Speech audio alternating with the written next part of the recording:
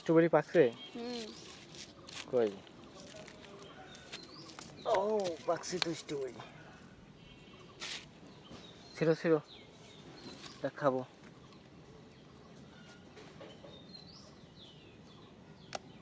দেখি, ইয়া, আমাদের গাছের স্ট্রবেরি। কেউ খাবেন নাকি?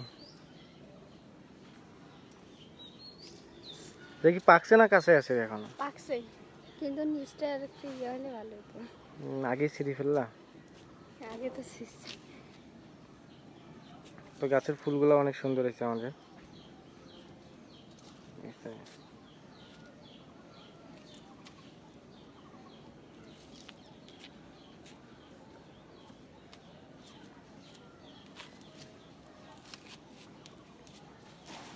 সব ফুলের গাছ, মরিচ।